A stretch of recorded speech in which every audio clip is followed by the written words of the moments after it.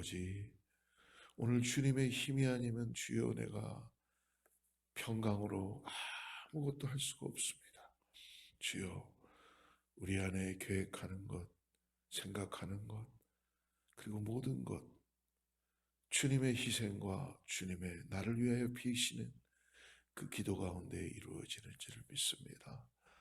성령 하나님, 오늘도 긍휼히 보아주셔서 사랑하는 성도님들, 새벽을 깨어나온 성도님들에게 아버지, 주님의 그 사랑의 가치를 우리가 깨닫게 해주시고, 오늘도 아버지 하나님 이 땅에서 살아가는데 구원받은 하나님의 은혜로 살아갈 수 있도록 그 감격이 우리 안에서 이루 말할 수 없는, 세상이 줄 수 없는 그것을 다시 한번 깨닫고 아버지 나아가길 원합니다. 오늘도 아버지 주님 우리를 장중에 붙들어 주시고 함께하여 주시고, 오늘 말씀 듣고 나아갈 때에 아버지 육신의 불편함을 가진 성도들이 나음받는 은혜를 경험하게 하여 주시옵소서. 마음이 곤고한 자가 오늘 말씀 들을 때 주님을 붙잡고 소망으로 나가게 하여 주시옵소서. 영혼이 갈급한 자가 아버지 갈급함을 채우는 생수의 역사가 나타나게 하여 주시옵소서. 우리를 새롭게 하시는 주님을 바라보며 아버지 소망 되시는 예수 그리스도의 이름으로 간절히 기도드립니다. 할렐루야. 이제 오늘 우리 사무엘하를 24장을 마무리합니다. 이제 다음 주 또 화요일 날 만나게 되겠는데요. 사랑하는 성도님들, 또 동영상으로 함께 해주신 여러분들 수고 많이 하셨고요. 하나님의 말씀은 영영합니다. 그래서 챕터가 끝나서 끝난 것이 아니라 또 성령께서 우리에게 또 우리의 마음에 주시는 말씀이 있는 줄을 믿습니다. 수고하셨고요. 11월에는 우리가 다니엘서와 전도서로 그렇게 만나도록 하겠습니다. 오늘 1장부터 24장 1절부터 17절까지인데요. 오늘 우리 말씀을 다 읽죠. 좀 길지만 하나님 말씀 같이 다 읽겠습니다. 1절부터 읽겠습니다. 시작. 여호와께서 다시 이스라엘을 향하여 진노하사 그들을 치시려고 다윗을 격동시키사 가서 이스라엘과 유다의 인구를 조사하라 하신지라. 이 왕이 그 곁에 있는 군사령관 요압에게 이르되 너는 이스라엘 모든 지파 가운데로 다니며 이제 단에서부터 부하엘세바까지 인구를 조사하여 백성의 수를 내게 보고하라 하니 요압이 왕께 아뢰되 이 백성이 얼마든지 왕이 하나님 여호와께 100배나 더하게 하사 내 주 왕의 눈으로 보게 하시기를 원하나이다. 그런데 내 주 왕은 어찌하여 이런 일을 기뻐하시나이까 하되 왕의 명령이 요압과 군대 사령관들을 재촉한지라.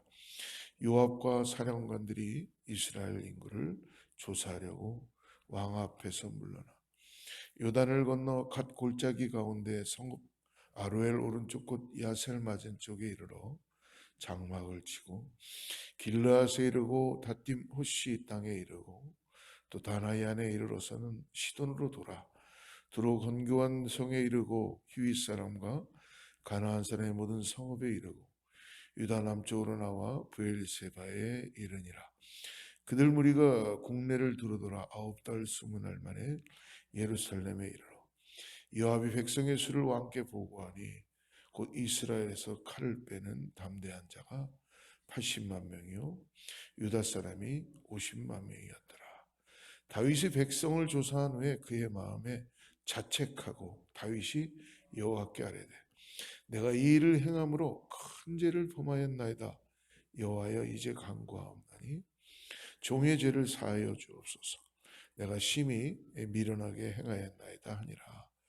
다윗이 아침에 일어날 때 여호와의 말씀이 다윗의 선견자 된 갓 선지자 갓에게 임하여 이르시되 가서 다윗에게 말하기를 여호와께서 이와 같이 말씀하시기를 내가 내게 세 가지를 보이노니 너를 위하여 너는 그 중에서 하나를 택하라.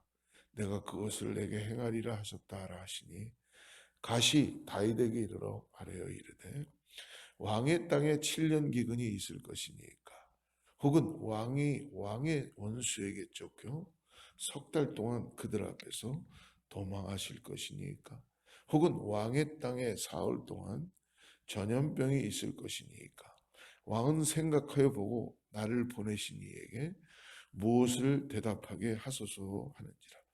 다윗이 가세에게 이르되 내가 고통 중에 있도다 청하건대 여호와께서는 긍휼이 크시니 우리가 여호와의 손에 빠지고 내가 사람의 손에 빠지지 아니하기를 원하노라 하는지라. 이에 여호와께서 그 아침부터 정하신 때까지 전염병을 이스라엘에게 내리시니 단에서부터 브엘세바까지 백성의 죽은 자가 7만 명이라.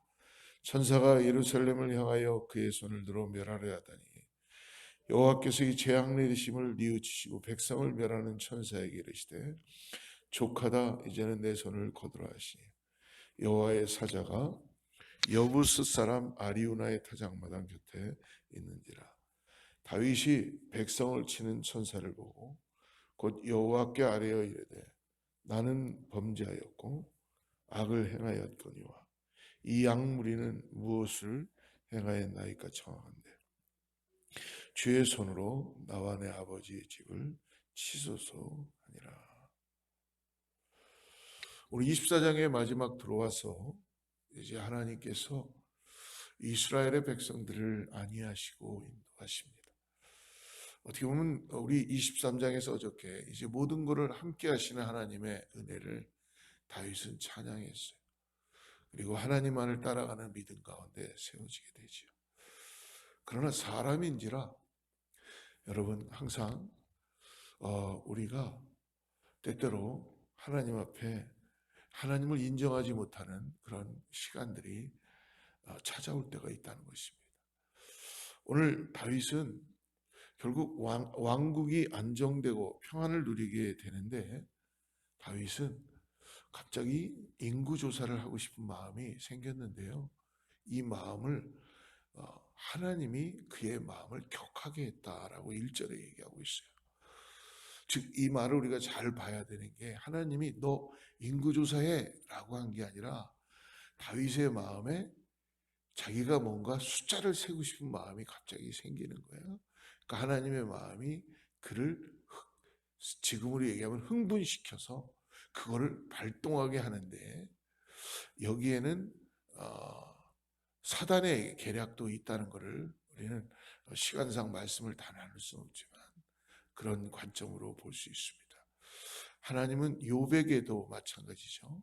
욥에게 사단이 와서 욥의 생명을 거두려고 할 때 그의 생명만은 건들지 말고 그를 한번 시험해봐라 라고 하신 것처럼 하나님께서 이 다윗이 모든 것이 다 잘되고 이제 완전히 자기가 태평성대를 이룰 때 그의 마음에 인구조사를 하고 싶은 마음이 들어가 있게 된 것입니다.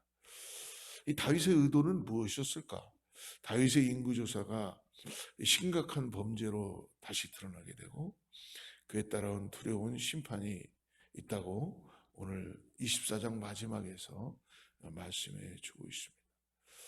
먼저 우리는 숫자를 의지한 다윗을 우리가 보아야 됩니다. 다윗이 실시한 인구조사를 보면요, 일반적인 인구조사를 한 게 아닙니다. 우리가 매년마다 우리 미국도 그렇고 어디 나라도 인구 센서스 조사를 하잖아요. 투표하기 전에 많이 합니다. 다윗은 지금 20살 이상으로 싸움에 나갈 수 있는 사람들에 대한 인구조사를 하는 거였어요. 즉 무엇이냐면 군사력을 한번 자기가 확인해 보고 싶었던 것입니다. 그러니까 하나님을 그렇게 잘 따라갔고 하나님을 잘 의지하고 하나님만을 위해서 모든 걸 맡겼고 정말 아무것도 없는 그런 광야에서도 하나님의 손길을 통해서 그가 살아남은 것을 알고 있는 다윗이에요. 근데 인간인지라 여러분 우리가 조금만 저거 하면은 하나님의 긍휼하심을 잊어먹을 수밖에 없는 우리라는 것입니다. 아무리 성령 충만하다 그래도 여러분 저도 목사지만 주님을 떠나서 우리는 망각의 동물이기 때문에 또 잊어먹고 내 뜻대로 살아가려는 모습들이 우리 안에 주어질 수가 있다는 거예요. 그래서 우리는 우리를 쳐서 주님 안에 우리를 복종시키고 말씀 가운데 기도하며 나아가게 되는 줄 믿습니다. 하나님이 우리를 그런 관계로 만들어 놓으셨어요. 왜? 당신의 형상을 닮은 모습으로 우리를 지으셨기 때문에 하나님이 우리를 구원하시고 우리와 교제하기 원하시며 우리와 함께 하시는 것입니다. 여러분, 실질적으로 이방 땅의 왕은 그냥 자기들의 왕이죠. 근데 이스라엘의 왕은 여러분, 사울이 왕이었고 다윗이 왕이지만 실질적인 왕은 하나님이십니다. 하나님이 왕을 허락하실 때는 이들에게 맡기신 거죠. 그리고 내가 이들의 왕이다라는 것을 가르쳐 주셨어요. 그러면 사울이나 다윗은 실질적인 왕이 아니라 목자입니다. 목자. 그래서 이스라엘은 목자라고 부르는 거죠. 목자는 뭐예요? 목자가 해야 되는 일은 양을 잘 돌보는 거잖아요. 그리고 그 양 주인이 따로 있다는 것입니다. 목자는요, 그냥 양을 꼴을 찾아 잘 먹이고 주인의 뜻에 의해서 양들을 잘 보호하는 거예요. 목자장이 있다는 것입니다. 그 목자장이 누구시냐면 바로 하나님이세요. 이스라엘에겐 그래요. 그런데 내가 아무리 태평성대가 되고 내 삶이 좋아지고 내가 모든 걸 다 가지고 정말 그냥 모든 게 다 괜찮아도 나는 목자예요. 하나님이 우리를 구원하시고 우리 안에 자녀 삼아 주셔서 우리 안에 구원의 역사가 일어날 때 주인이 바뀌는 거 아니겠습니까? 이제는 내 뜻대로 내 마음대로 살았던 내가 이제는 주님 따라서 주님의 뜻 가운데 살아가는 그러한 자녀로 우리를 불러주신 것이죠. 그래서 오늘 다윗은 군사의 숫자를 의지하고 싶었던 거예요. 그러니까 이게 우리들에게도 나타나는 현상이 될 수 있습니다. 뭔가 일이 잘 되는 것 같고 좋은 것 같으면 내가 잘한 것 같고 또 뭔가 내가 지금 의지하는 것들이 갑자기 바뀌는 거예요. 여러분, 우리라고 그러지 않겠어요? 저도 그럴 수 있습니다. 근데 여러분, 인간은 망각의 동물이라서 착각하면 안 되는 거예요. 하나님이 긍휼이 있기 때문에 살아갈 수 있다는 걸 잊지 마시기 바랍니다. 아이, 목사님, 무슨 긍휼이에요? 내가 이렇게 잘하고 내가 일찍 일어나고 열심히 살고 우리 자녀들도 내가 잘 돌보고 이래서 지금 살아가는데 하나님의 긍휼은 항상 있긴 있죠. 근데 그냥 여러분, 그렇지 않죠? 하나님은 지금도 우리 오늘 찬양했듯이 주님이 우리를 위해서 지금 기도해 주신다는 거예요. 여러분, 오늘 우리 24장 마지막 절 한번 봅시다. 25절 한번 보십시오. 25절.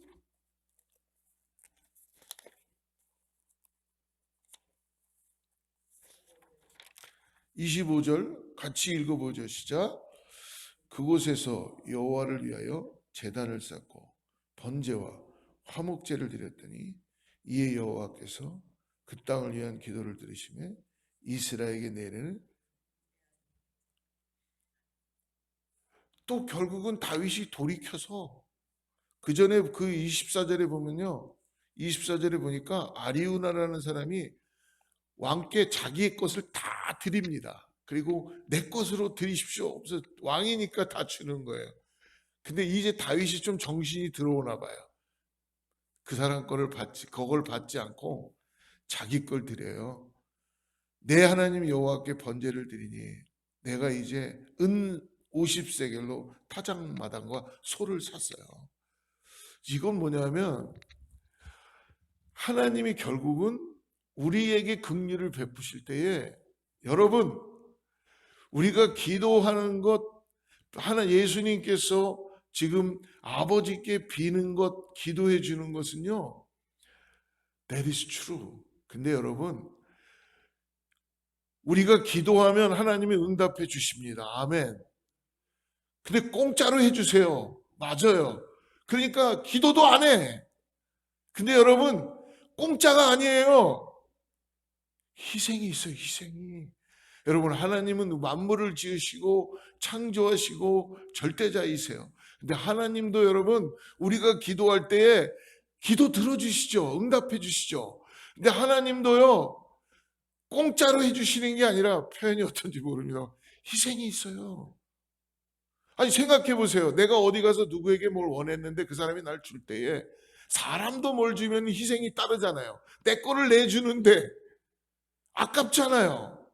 근데 우리 주님은 우리가 기도할 때, 오늘 다윗이 또 마지막에 회개하고 이제는 주님께 기도하니까 그 땅을 위한 기도를 들으시며 이스라엘에게 내리는 재앙을 그치시는, 이 기도를 응답하실 때는 여러분, 희생이 따른다는 거예요. 어떤 희생이에요? 예수 그리스도를 우리에게 내어주셨잖아요.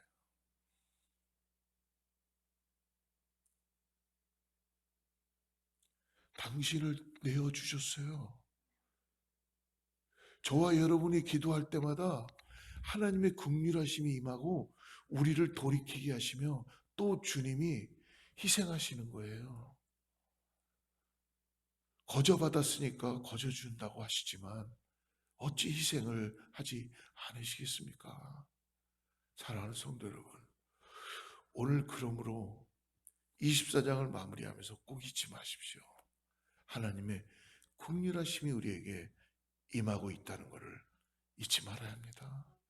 그래서 우리는요, 하나님 앞에 다시 머리를 조아리고 겸손하게 나아갈 수밖에 없는 것입니다.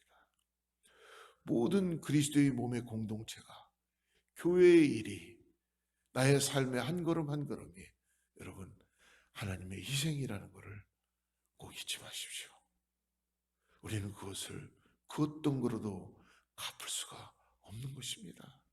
그냥 땅에서 솟아난 것도 아니요, 그냥 하나님이 우리를 불쌍히 보셔서 또 기도하니까 당신이 희생하시고 우리를 위하여서 그 일들을 어떻게 인도하실지는 모르지만 하나님은 역사해 주시는 분이신 것을 믿으시기를 주로 축복합니다. 그런 일을 하니까 3절에 요압 장군이요, 다윗보다 더 잘 알아요. 3절 한번 봅시다. 3절, 요압이 왕께 아뢰되 백성이 얼마든지 왕이 하나님 여호와께서 100배나 더하게 하사 내 주 왕의 눈으로 보게 하시기를 원하나이다. 그런데 내 주 왕은 어찌하여 이런 일을 기뻐하시나이까. 요압 장군도 옆에서 다윗을 계속 봤잖아요. 그죠? 우리가 사무엘 하를 묵상하면서 요압이 정말 제2인자처럼 계속 붙어서 봤어요. 그러니까 요압이 봐도, 야, 참 다윗 왕에게는 하나님이 역사하시는구나 하는 걸 보세요. 근데 왜 또 이렇게 군사를 세라고 하는가는 이 요압도 알게 되는 거예요. 그러니까 다윗이 실시한 인구 조사 뒤에는 여러분 뭡니까? 하나님의 백성에 대한 소유가 내 것이 돼 있던 거예요. 나도 모르게. 여러분, 우리 그럴 때 있지 않나요? 내가 뭔가 잘하고 내가 괜찮으면은 이제 이게 내가 한 것 같고 내 것인 것처럼 여겨진다는 겁니다. 여러분, 아까도 말씀드렸지만 이스라엘의 왕은 하나님이십니다. 하나님이 맡기신 거예요. 내가 왕의 위치에 올라가 있다 그래도 그게 여러분 내 것이 아닙니다. 우리의 믿음의 삶은, 신앙의 고백은, 예 주님, 모든 것이 자 주님 것입니다. 주님으로부터 우리에게 주어지며 주님으로부터 시작된 것입니다. 라는 이 고백이 나타낼 줄 믿습니다.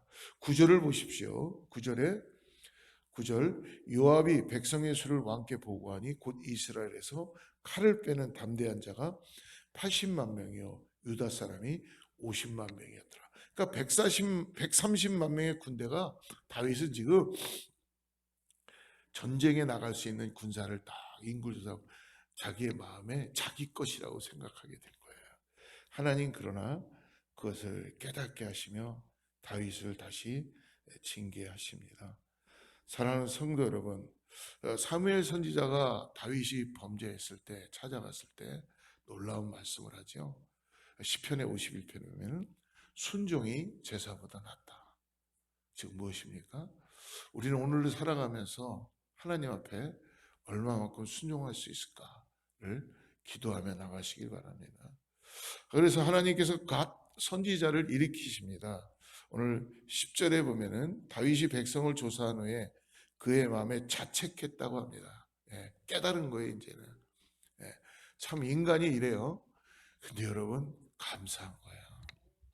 깨닫는 것만 해도 감사합니다. 여러분 뭔가가 결정할 수 없을 때에 여러분들이 결정하지 못하고 갈등이 있을 때는요, 그게 나쁜 게 아닙니다. 은혜예요. 여러분 안에 주님이 결정해 주기를 원하는 것을 여러분들은 지금 마음을 갖고 있는 거예요. 그런 갈등을 갖고 있을 때에 주님께 여러분의 마음을 드리는 시간이라는 걸 잊지 마시고 조급해하지 마십시오. 결정이 되지 않을 때, 뭔가 갈등을 가질 때, 내가 이렇게 해야 되나 저렇게 해야 되나, 내 마음이 정말 어떻게 해야 될지 모를 때 여러분 그때 기도하게 됩니다. 그때 주님은 그 기도의 응답을 하시는 분이십니다. 그래서 주님께서 11절에 보니까 다윗이 아침에 일어날 때 여호와의 말씀이 다윗의 선견자된 선지자 가세게 임합니다. 그리고 세 가지의 그 징계를 나타내줘요. 세 가지를 보면은 그 중에 하나를 택하라는 것이죠. 뭐냐 하면 왕의 원수에게 7년 기근이 있을 것이다. 그리고 왕의 원수에게 쫓겨서 석 달 동안 도망 다녀야 되는 것. 그리고 사흘 동안 전염병이 있을 것. 그러니까 가만히 다윗을 생각하면서 선택을 해야 되는데 광야에서 수없이 쫓겨다녔잖아요. 이게 지겨운 거죠, 이제 아마 다윗은. 그리고 가만히 그 모든 게 다 사람으로 인하여 이루어지는 일들을 다윗은 너무 힘든 거예요. 차라리 내가 하나님 앞에 판시를 받는 게 낫습니다. 라고 해서 그는 뭘 선택합니까? 사흘 동안 전염병이 임하는 거, 있는 그런 거를 선택하죠. 근데 고통 중에 있을 때에 결국은 이런 그걸 선택하면서 또 15절에 보니까 백성의 전염병 때문에 부엘세바까지 백성의 죽은 자가 7만 명 정도가 나오게 된 거예요. 여러분 어떤 사람은 가만히만 있어도 영향력이 끼쳐지는 사람이 있습니다. 가만히만 나 가만히 있는데요 그냥. 근데도 그 사람은요 뭔지 모르게 영향력이 있어요. 근데 굉장히 많은 영향력을 끼치려고 뭐 여기저기 막 왔다 갔다 하는데도 보이지도 않는 사람이 있어요. 중요한 말씀이죠. 여러분, 우리 그리스도인들은 여러분 영향력이 있는 사람들이에요. 잊지 마십시오. 여러분, 여러분들이 다니고 생각할 때마다 하나님이 여러분들을 보고 계시다는 걸 잊지 마십시오. 어떻게 해야 되는지. 하나님이 긍휼을 베푸셔서 하나님께서 이 재앙 내리심을 하나님이 뉘우치셨대요. 하나님은 참 감사하신 분이에요. 그래서 백성을 멸하는 천사에게 이제 멈추어라 라고 하고 마지막 이 다윗의 기도를 들으시며 이제 재앙을 멈추시게 됩니다. 하나님은 여러분 우리에게 다시 맡기시고 우리를 살리시고 새롭게 해주시는 분이신 것을 꼭 잊지 마시길 바랍니다.